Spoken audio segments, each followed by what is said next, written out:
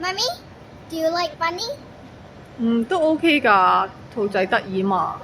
Well, I'm going to read you a Cantonese story about monkey. 咁你又問我兔仔 Just asking doesn't have to be related to the story. ？OK，咁你讀啦。是猴子嗎？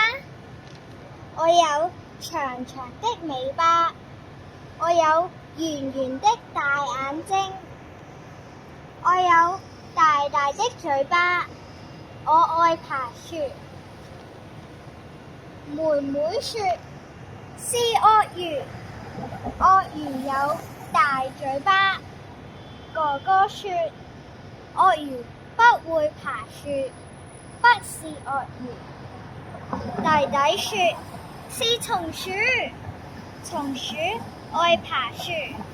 姐姐說松鼠沒有大嘴巴，不是松鼠。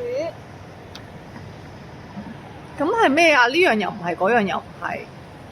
是猴子，猴子。咦，好似落完雨咯係喎，咁我去公園啦。喎。OK，拜。